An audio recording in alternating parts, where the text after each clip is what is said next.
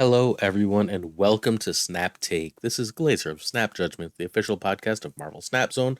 It's been a wild day. I have absolutely exclusive, brand new news for you. The number one deck in Snap is not what we think it is, not that it super matters. It's number one or two by literally 2 snap points. But this is a completely exclusive deck that finished at the top, very top of ladder, the post infinite ladder last season that you cannot get anywhere else. This deck is not public anywhere but right here. We also have Second Dinner accidentally released next week's patch a week early. They told us what's going to be in it, so we can talk about that as well. We've got the number 4 deck as well as another exclusive, and then we've got a member of our Discord who's got an 86 freaking percent win rate in 40 games with this other deck. So we've got a lot of good stuff for you. We're going to review the new bundle in the shop, so make sure you check it out. Before we go any further, though, please hit that sub button, please like, please comment, ring that notification bell. It helps us grow, it's free to you, and in return, we bring you 3 brand new decks at the very least every single weekday and also Sundays. Saturdays, we release a podcast on the Marvel Snap Zone YouTube, so 7 days a week of content. We do bundle guides, we do shop guides, we do everything you could possibly need to complete your Marvel Snap journey, from decks that'll get you to infinite, get you infinity borders, and get you into the high infinite ranks. So again, hit that sub button, free to you, helps us hugely, and we'll give you the best content we can every day. We also do the biggest giveaway in Marvel Snap. We will have at the end of today giving away 10 season passes. We are giving away 5 more, probably next week, if not the week after, but that's coming very soon. We're just trying to figure out the rules for giving away stuff on podcast apps. We have 2 giveaway winners that we are currently still looking for. We're looking for Orohito PG and Sebasculin. So if you are either of these people, Sebasculin won the last day of the giveaway for YouTube. Congrats to this person. And Orohito won yesterday, and we just haven't heard from them yet. Please do what it says to do on the screen. We also have our Twitter winners. Our Twitter giveaway winners. We give away 5 passes on Twitter. We've got Your Fiend, Daniel Metcalf. Those are the 2 I have heard from. I've DM'd all of you if you are one of these people.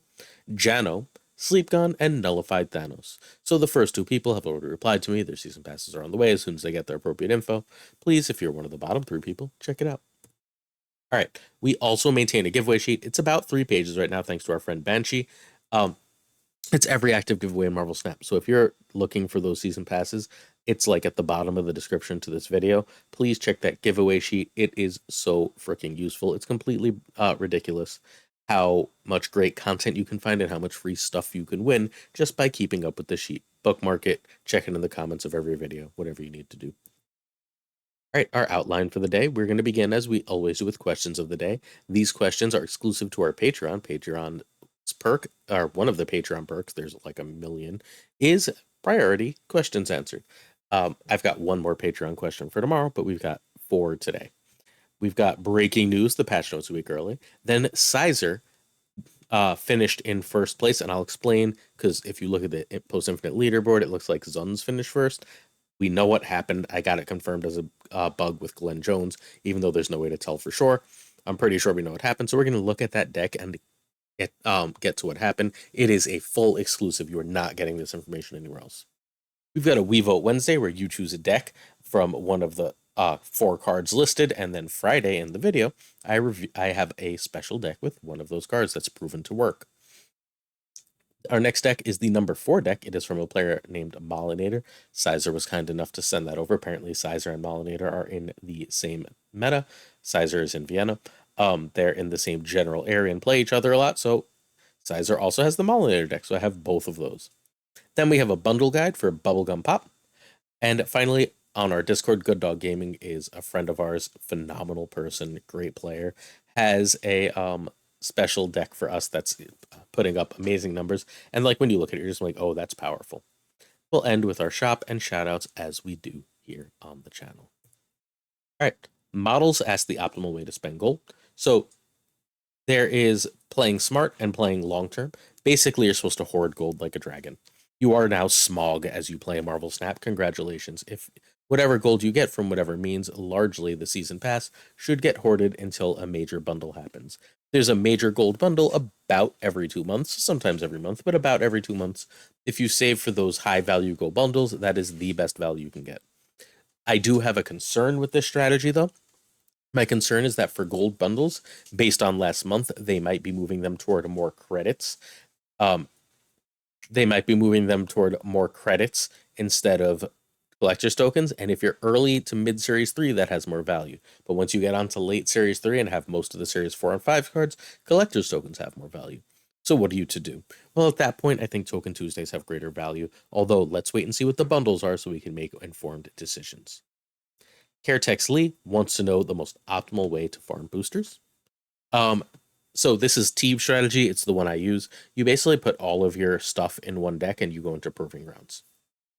And in Proving Grounds, you just don't play cards and concede and just pass after every turn. When they snap, you retreat, and then you do the same thing over and over again. They can retreat if they want to. It's obnoxious, but very often you're just going to get like 4 or 5 rounds, and you're going to get a crap ton of boosters for one of those cards.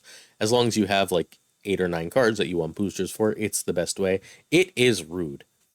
There's no like kind way to do this without completely tanking your rank. But you need a booster farming deck because there's no way to really target boosters. One has to hope and assume that that is coming relatively soon. Direwolf is curious what quality of life changes I'd like, and the easiest one is very simply give me a way to target boosters, right?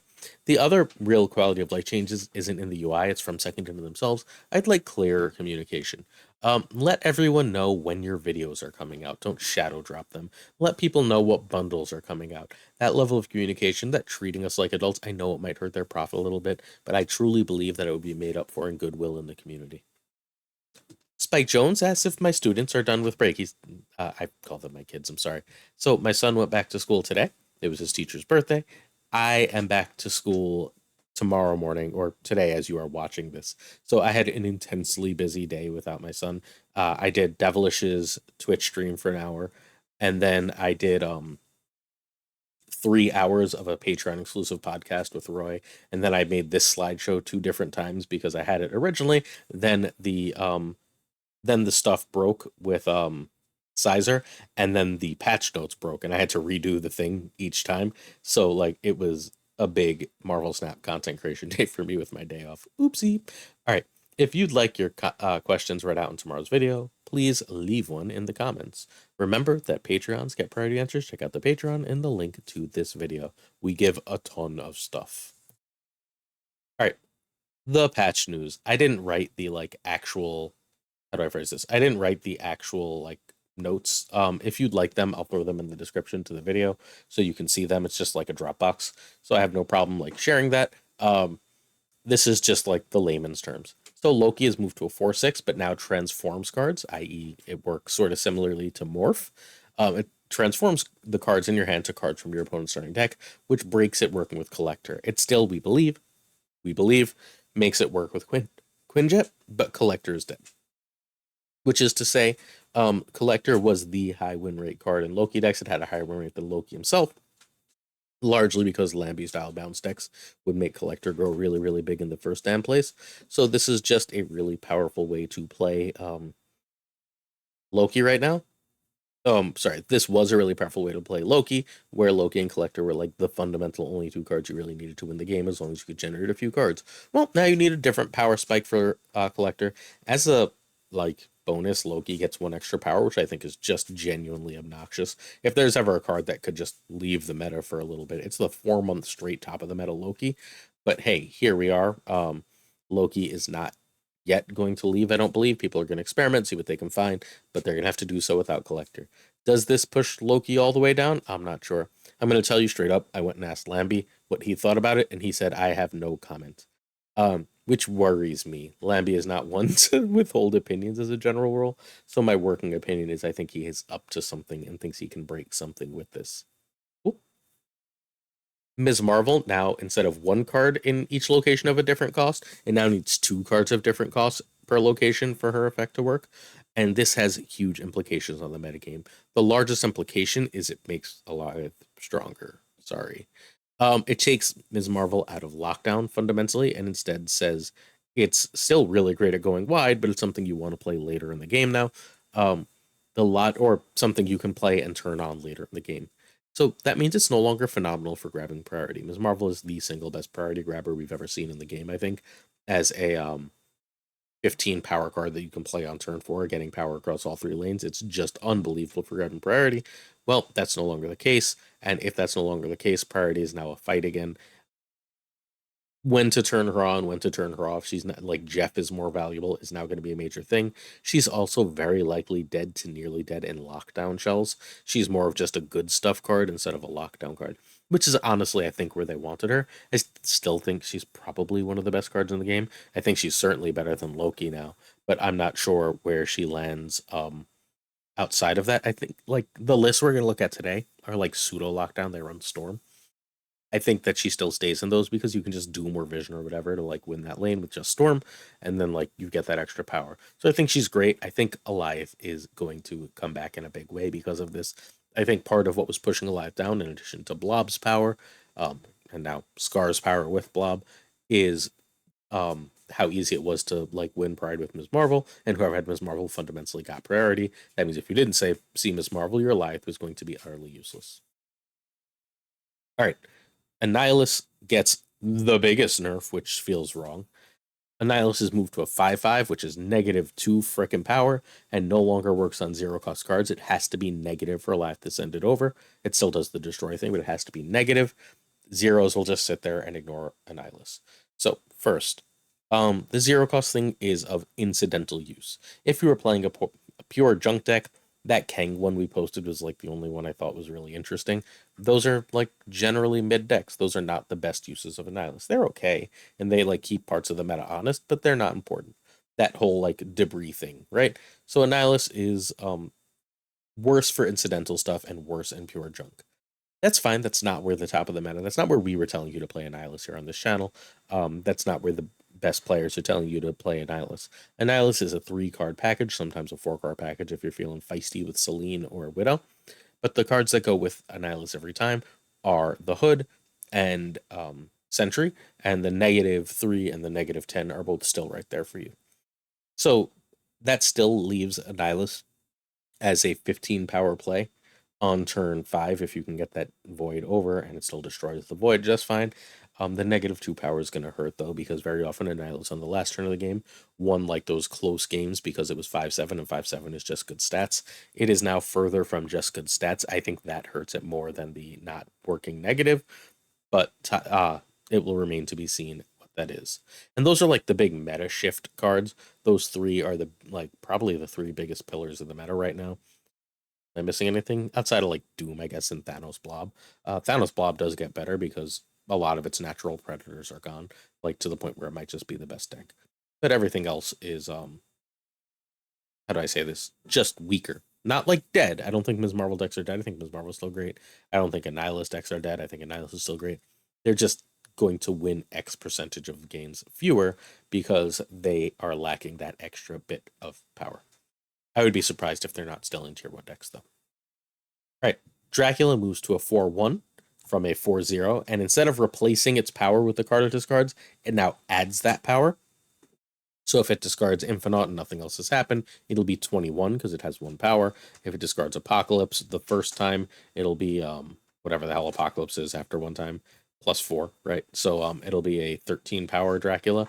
That's pretty good. That's like much it's much better in some situations, right? That extra just add power is pretty nice. Except, except, except. Ready? The problem with Dracula now is used to play it on that location. I don't know what it's called. I don't care what it's called. That gives -1 power each turn. And then at the end of the game, it didn't matter if Dracula was -6, -7, whatever negative Dracula was. Same thing for Cyclops, same thing for Widow, same thing for, I don't care, Hazmat. Because it would discard the card, gain that power, and then it would be reset to 0 plus that other power. Well, now that it's adding the power, it keeps the negative. So if it's a -5 and then it adds 10, it's going to be a 5. That's way worse. I think this actually hurts Dracula decks a reasonable amount, unfortunately. Like, I don't think discard needed this hit right now, although I get that it's cleaner. I don't think discard needed this hit. Angel, the longest thing, like from when I was Series 1, we've been asking and talking about this. Angel now works with works from hand. So if you've got a Deadpool that you destroy with Carnage and Angel is in your hand, Angel is going to fly out onto the board. That's actually pretty awesome. I think that probably makes it replace Yondu for any destroy deck still running Yondu, although I don't think it pushes it into the meta otherwise. It's mostly just cool and makes some booster farming for Angel better. Angel has great parents. The big one to me is Quake. Quake now swaps the position of the other two locations. So if you storm left and Death's Domain is right? You play Quake in the middle, the storm lane and the Death's Domain are going to flip. That's fantastic, right? Like, that's just really, really strong. If you can play Quake on like 4 into a Death's Domain, right? You can flip locations, leaving the Death's Domain where they're going to play cards and just getting your cards safely in another location. You can also, at the end of the game, because this isn't something that doesn't work last turn, by playing her, destroy a bunch of your opponents on reveal cards, right, with a Death's Domain or whatever other location, and then sneak a card in there because the locations will shift. It's really strong. I think it's going to be really good. I think this Quake is going to be kind of nuts, and going to become part of the meta sooner rather than later. This is going to be very cool. I'm very excited, and well, let's just say Quake might be one of the cards you can vote on later. So if you want to see a great Quake deck, we'll talk. All right, Kingpin is now completely changed. Kingpin is a 2/3. When an enemy card moves here, it gets a -2. So it doesn't affect your cards. You can play move with it. But if enemy cards move there, they get -2 each time they hit that. Seems like it might kind of be decent with Hercules. I mean, maybe not, right? But Hercules, if you're running things like Arrow or Juggernaut or Magneto or whatever, that seems reasonably good. 2/3 is just a good stat line. Remember, 2 is where we really want our techish cards to be, and it's fairly easy for this to be like a 2. Look, if it works once, it's a 2/5. But the second this is a 2/7, it's really, really worth playing. So, like, look into this card. I don't think you'll be disappointed. And now, moving cards like Spidey now work with Elsa and Angela, and Juggernaut cards will not work, right? Like, if you Juggernaut them off, Elsa's not getting the trigger. But if you Spidey on Elsa or Angela lane, the trigger happens. Cool. That's fairly what would be expected, so I'm not against it. I think. Okay, let's summarize. Loki remains to be seen, literally unknown, hard to know. I think still probably good, but no longer like meta and great. Ms. Marvel changes the meta because of priority concerns, but still one of the best cards in the game. Annihilus, fringe weaker, overrated. Most biggest effect is the -2. Dracula change, bad for discard. Discard just keeps getting hit. Angel, probably irrelevant, but cool. Quake, really good now. Kingpin, potentially good now, worth testing. All good? Let's keep going. Let me know what you think about these, folks. I'm very curious what you think about these 7/8 changed cards and where they fit into the meta. I'm like, a lot of people are going to yell about Annihilus like he's dead. Chill. Annihilus isn't dead, I promise. All right.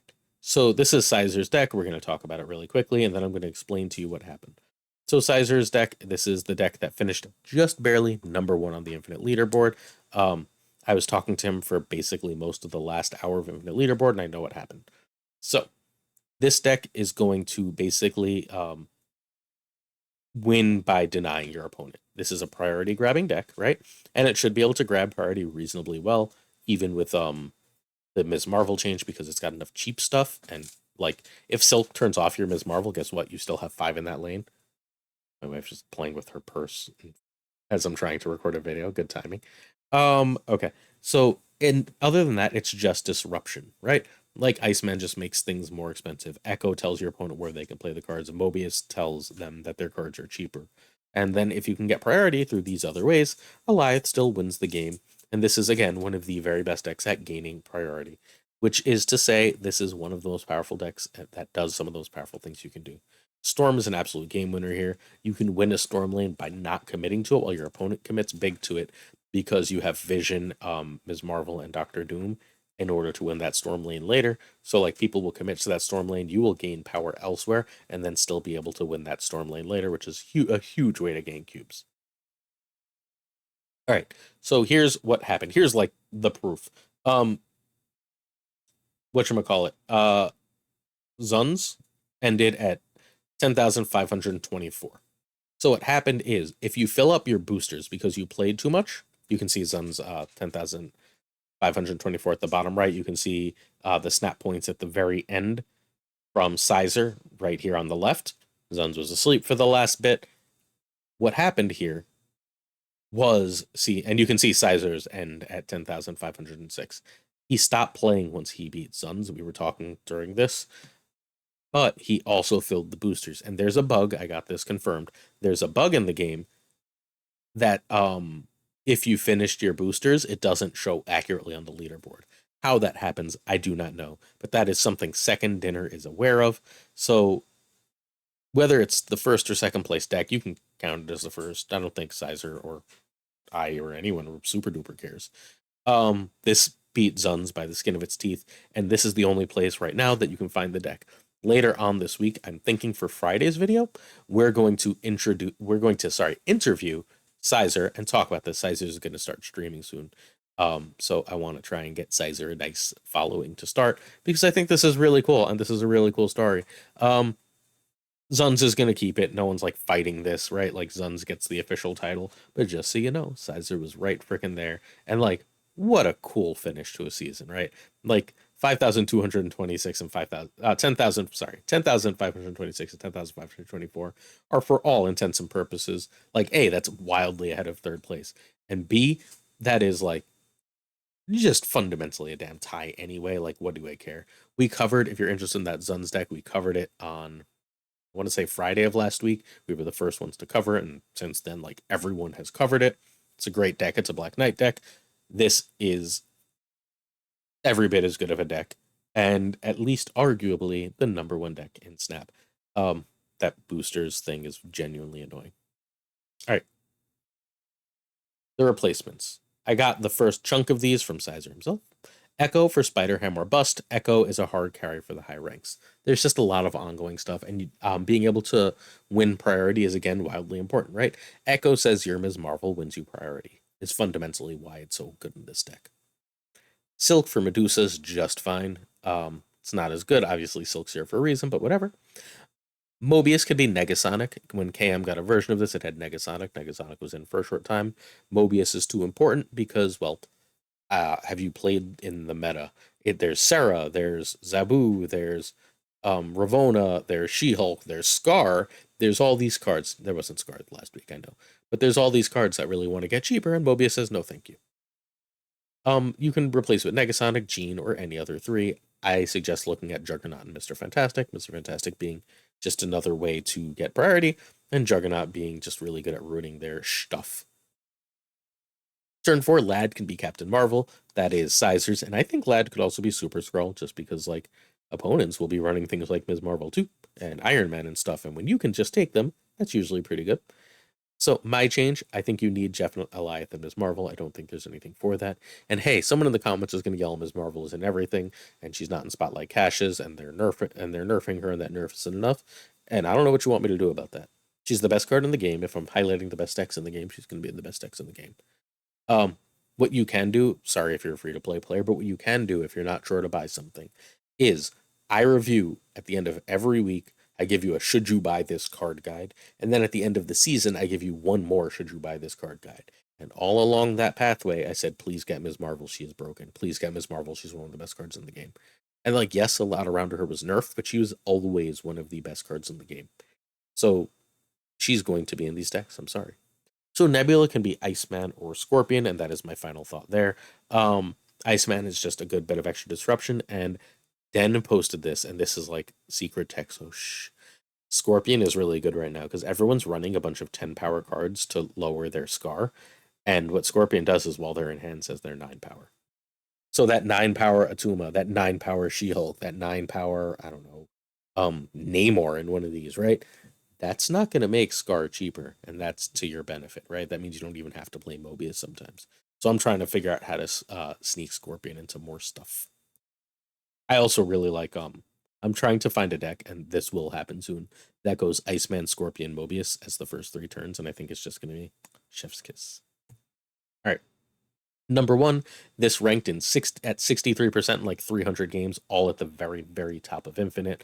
I think it's worth knowing that, like, I can show you 90% win rate decks that are getting to infinite. I can show you 85 win rate decks in reasonable low sample size. 63% at the very top of infinite is completely insane. Like, I don't know how to explain exactly how powerful that is. Turn 1, Nebula over Iceman over Echo. Obviously, that changes if you know what they're playing, and if you play at the high ranks enough, you know a lot of what your opponents are playing. Echo can also be rogue protection from Ms. Marvel mid, because if they rogue your Ms. Marvel, Echo face slaps it. Echo is dropping series in a week as a quick reminder, so, excuse me, go get her. Turn 2, Jeff over Silk. Jeff is just more controllable, and that's good. Storm, not mid, because you have Ms. Marvel, is generally better than Mobius, again, pending what they have. If they dropped a Zabu, the math changes. Turn 4, don't play on Storm if you stormed. Ms. Marvel or Lad, both preferably mid. You're Ms. Marveling first and foremost, right? So if you're ladding mid, you're seeing if you hit a, you guessed it, Ms. Marvel. Turn 5, Vision, and if not Vision, your otherwise goal is get priority no matter what for Alioth. Because if you get Alioth, you're going to win some damn cubes. And if not Alioth, you have Ms. Marvel and a 2-drop. This is where Silk comes in. Or just Doom. Ms. Marvel and a 2-drop is obviously more stats than Doom most of the time. Cool. That's this deck. This deck is completely sick. Quick variant talk before we go. I wish my Peach Momoko Echo would show up. I have it. I just need to. I'm going to bother the Marvel Snap Zone runners to get it fixed. We've got 1-hit Nebula, 2-hit Iceman, 3-hit Jeff, 4-hit Mobius, 5-hit Ms. Marvel, 6-hit Iron Lad, 7-hit Vision, 8-hit Alioth. Love to see it. We've got my cool Gold Storm, my cool Gold Doom, and the Silk from a Spotlight Cache as the other cards outside of obviously Echo that we talked about. This is the best Doom still, at least until the really cool bundle one comes out in a couple weeks. Y'all good? Let's keep going. All right, We Vote Wednesday. How We Vote Wednesday works is you pick one of the following cards. The cards are Punisher, which just got buffed like 2 weeks ago. Mr. Negative, which has just been chased right out of the meta, sadly. Quake, which is about to get buffed, so maybe you want to wait till next week. And Mantis. Mantis is like a what card? But I have a winning deck for all 4 of these cards. If you would like to see a deck from one of these on Friday, please vote in the comments which you would like to see. That's it. All right. Sizer sent me this deck too. This is Molinator's deck. This is the number 4 deck in Snap. You saw Molinator's name if you looked closely at the video when we were talking about what the number 1 deck was. Cool. So this is the number 4 player's deck. Apparently played a ton. Yeah, it's a Ms. Marvel deck. Again, that's running Storm. This one, although, can play into the Storm lane with either Jessica Jones or Crossbones to try and win it, although it has Vision and Jeff still to steal those. And then it's going, instead of trying to remove your play at the end of the game, it's choosing to go super strong at the end of the game with either, like, you can Destroyer on Cosmo, or like if your other lane is one with armor, like if you stormed on armor, for example, then Destroyer can win you the game. Or you can just drop a blob and just be super huge and win the game that way. Relatively similar in concept. I think this is just the best thing to be doing in Snap. Basically, locking up a lane with Storm instead of Professor X and the nerf. Locking up a lane with Storm, going with Ms. Marvel, and then figuring out how to get priority and win from there. That is the strategy right now. The only thing that's even close is the Revis Sarah, which is also the same concept as the Zun's deck. The Zun's deck is a Black Knight deck that runs under the exact same Zabu Sarah concept. So that's the only thing that's even close. Part of the reason Sizer finished above this deck is Sizer has Mobius to answer that, and this deck doesn't. Although this deck has Cosmo, which has other utility. Ooh. So Nebula can be Echo, Hammer, Iceman. We talked about this earlier. Jeff is needed again, but Silk or Scorpion should be fine. Ms. Marvel is a must, and you can replace Blob with Alioth. The deck gets worse. This one is better because of armor and Cosmo in it. You really want Blob, but like Alioth is doable if you're really, really, really careful. All right, this is the number 4 deck. So Nebula over Nightcrawler, armor over Jeff because you want to risk. You want to make sure you can get set up. I like armor in games where you're not storming, but hey, it could be one way or the other. Storm over Cosmo. Cosmo is basically even equal to Jeff unless you already have Destroyer and are planning for it. Ms. Marvel mid or Jessica Jones in a Storm lane. If you can get Ms. Marvel mid, that Destroyer is 21 power, which is enough to win most lanes. If you have Cosmo in that lane also, which is obviously the goal, so you don't destroy your Ms. Marvel, now you're looking at a 24 power lane. And turn 5 Blob is better than Destroyer. And that's the deck. All good? Variant talk again. Nightcrawler hip along with Nebula hip, Jeff hip, Cosmo hip, Destroyer hip, Ms. Marvel hip, and then Vision hip. And we have a Blob hip. I just wanted to do my cool Hellfire Gala Blob. So we have 8 potential variants here. We have 2 Noirs here. We have Crossbones and Just Jones. Love to see it. This is the best armor in the game. I love it. And we talked about the Storm. That's our variants for this one. Let's go to a bundle. This is Bubblegum Pop. This is $10. For $10, you get 700 gold. This is 1,000 gold, therefore it's good value. It's nice and simple, right? You also get 500 credits on top of it.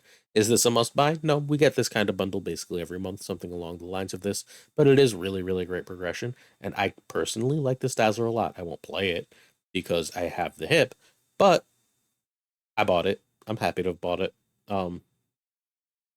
This is just a good bundle, right? $10 for plus 300 gold and plus 500 credits is just good value. So if you're trying to get some good progression and you have $10 to spare, obviously do not get this over the season pass. The season pass is ridiculously more valuable than this, but beyond that, this is very good value. If you're going to blow $20 instead of $10, this is a perfectly good way to do so. All right, this is our friend Good Dog Gaming. This is a very cool deck. So I'm gonna put Storm in this just based over Spider-Man, just based on like earlier conversations with the other top decks. But like, dude, this went 37-6 for an 86% win rate in Infinite last season, and there's very little that makes this significantly worse right now. I'd probably right now throw Lizard in for Scorpion in for Lizard. Again, just playing like the percentages of what's happening in the meta. So Lizard and Maximus are just give you a lot of stats early. Maximus has the extra benefit of ruining opposing blobs.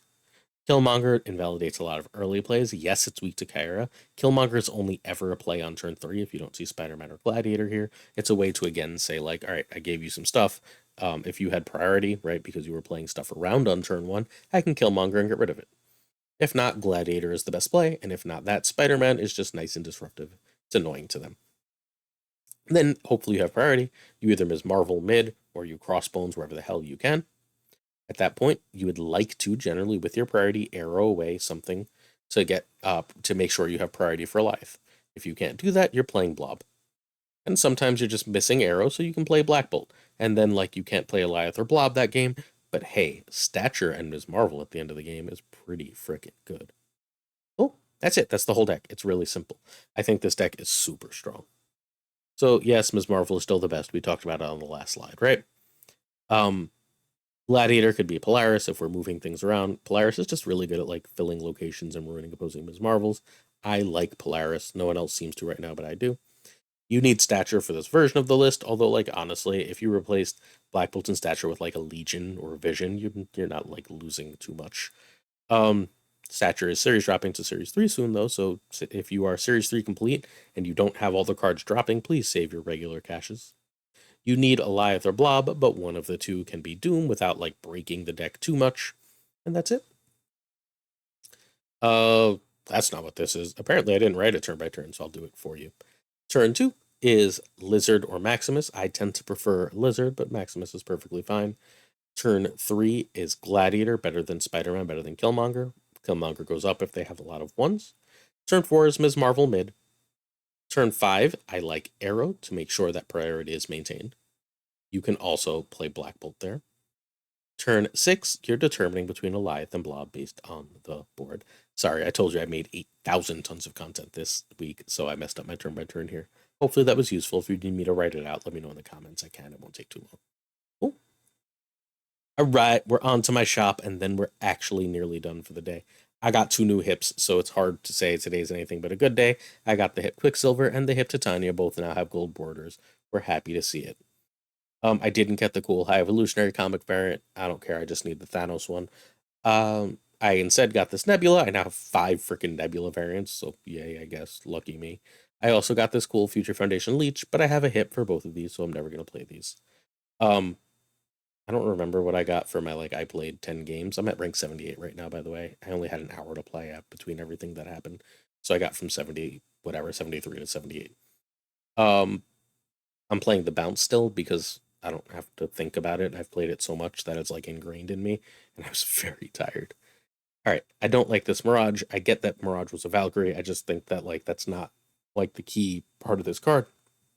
I have the one where she's wearing like the original X-Men uniform with a bunch of arrows. That looks great. I have the Hip Galactus and the Lifebringer Galactus.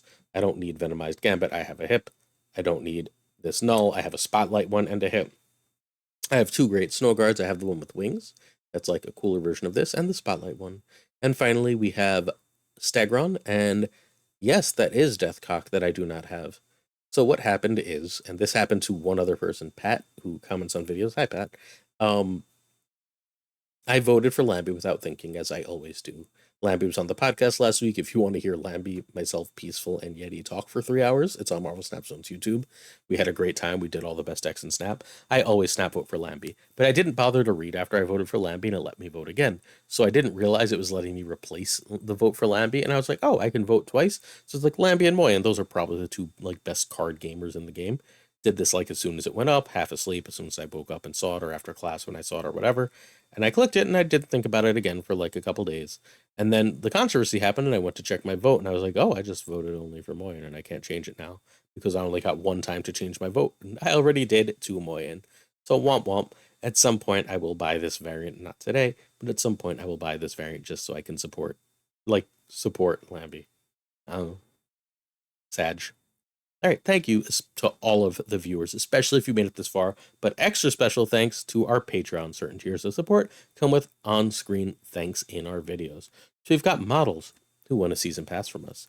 Pretty Chill, Father Newman, Ink, No Flex, Mandatory Burnout, Matt Conduit 23, Josh Apodaca, Heretics Lee, Mikey Hijinks, Rob Silverman, Matt H., Robert Rivern, Abigail Giesland, Direwolf, Ocularis, JD McDonaldinho, who you should check out on Twitch because he's a phenomenal player, and Min, our friend, who is Rito in disguise on Twitch also. So make sure you check him out too. Support our people. Again, we're going to bring you the best support. Show love. That's what we do here. That's a good way to close. We've got this really cool deck, and hey, we are not starting drama with this first place thing. It's literally just a fact of a thing that happened, and like competitors are both cool. Let it rock. It's all love, but we got at least 2 #1 decks this season. I think that's super cool. Hit that sub button, hit that like, hit that comment. Let me know what you think about the video and everything else. Don't forget to vote for the variant. And if you're interested in the Patreon, there are 3 tiers of support. Each come with different things. If you'd like to watch those videos early, that's on the mid tier.